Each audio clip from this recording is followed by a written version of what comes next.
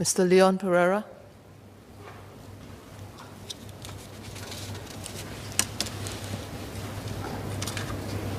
Madam Deputy Speaker, I'm not speaking on the bill. I believe there was some error. My colleague, Mr. Louis Chua, is speaking. Thank you. Okay. Mr. Yip Hon Weng.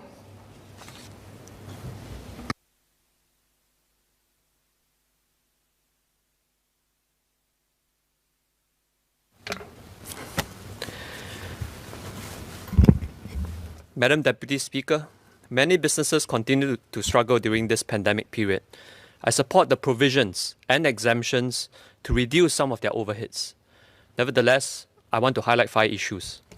First, Madam Deputy Speaker, I'm concerned about ensuring adequate revenue streams from the loss of income tax due to the exemptions.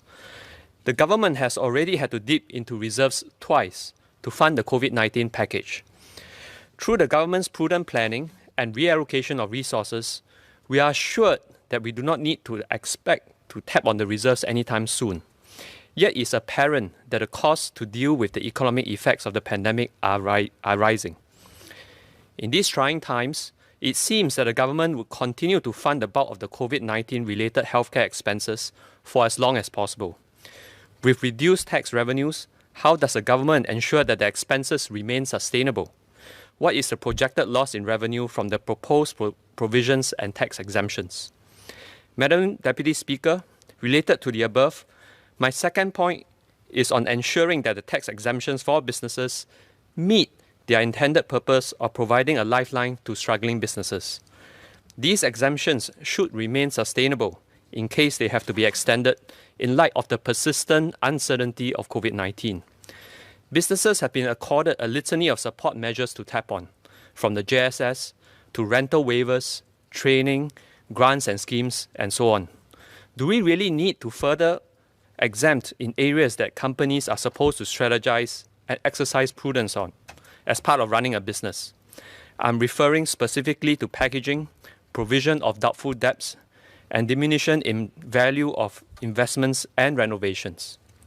For instance, companies that have had to invest in R&R works to pivot their business or to fulfill safe management requirements owing to the pandemic should be the intended recipients of this tax exemption. On the other hand, there are also companies that have clearly expanded and are thriving due to the pandemic. Delivery companies and online office solutions come to mind. There must be a way to differentiate between the former and latter type of companies, as the latter are not the intended recipients of these tax exemptions. These companies should indeed be applauded, but they should be assisted through other schemes and grants that we already have in place that rewards companies that are expanding or hiring more employees. As for tax exemptions on the design or packaging for overseas markets, I understand that this is meant to support internationalization efforts. However, we should be promoting green and sustainable packaging in line with the global call for more sustainability efforts. It will appear contradictory to our long-term goals of reducing waste in packaging if companies can get subsidized for extravagant packaging. Let us not forget that the recently introduced mandatory packaging reporting framework under the Resource Sustainability Act, which was intended to help companies reduce packaging use, has also hit roadblocks due to COVID-19. I will propose a more targeted approach to identify relevant sectors and businesses for specific tax rebates. This is not to make things difficult for businesses, but to be judicious in providing rebates. Support schemes should remain sustainable. This is to continue providing the necessary assistance to businesses and workers for as long as needed.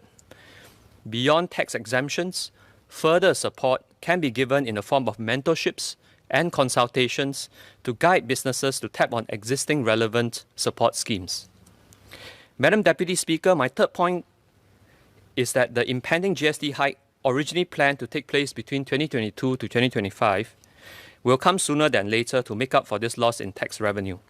I've spoken about this before in my earlier speeches.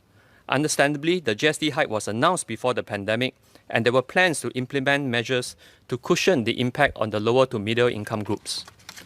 However, residents have expressed the sentiment that the GST hike should only be implemented after the job market stabilizes, hopefully in the short to medium term. This is especially so as we brace ourselves for overall increases in the cost of living over the next few years. Fourth, Madam Deputy Speaker, there must be increased vigilance against unscrupulous companies who may manipulate the provisions. In the past 2 years, we have seen how errant employers either tried to make money off the job support scheme by falsifying CPF contributions or ask employees to return part of their monthly wage in cash. Some would also split wages across business entities to circumvent the salary ceiling. What are the methods of auditing to prevent such acts from happening? Moreover, how would IRAS determine the validity of declared expenses to ensure that they are not frivolous or worse, fictitious? This is relevant, especially in reference to Clause 7 of Section 13ZA, which relates to the exemption of certain payments received in connection with COVID-19 events. Madam Deputy Speaker, my last point is that I support the introduction of whistleblowing protection in Clause 50 of the ITA and the related tax statutes.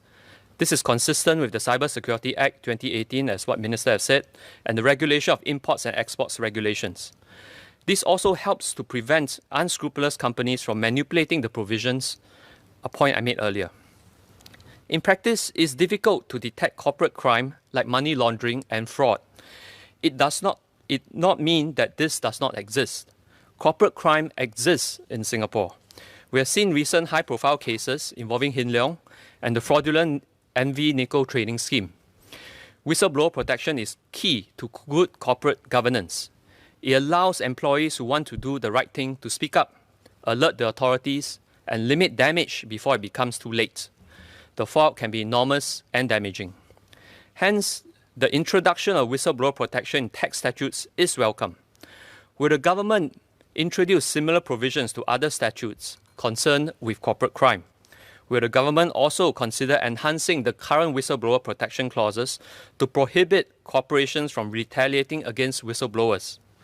The current provision only protects informers from being identified in proceedings. However, it does not stop a company who is aware of a whistleblowing complaint from initiating a witch hunt to flush out the whistleblower. The company may also place pressure on the whistleblower, for example, by threatening to derail his career. Protection of a whistleblower's identity in the context of proceeding is scant reassurance when they could still be retaliated against in other forms. Without further protection, whistleblowers will still be reluctant to come forward. In conclusion, Madam Deputy Speaker, the last 2 years have been difficult for our local businesses. Many continue to struggle to stay afloat, to provide jobs for Singaporeans, to move our economy. They should be the target of our support schemes and tax exemptions to help them tide over these difficult times. The government is also running a tight ship with increased demands and expenses exacerbated by the pandemic. A poorly timed GST hike will lead to reduced consumer activity, which in turn hurts businesses. Additional prudence must be exercised. This is to ensure that the assistance offered is, as John Maynard Keynes put it wisely and succinctly, targeted, timely, and temporary.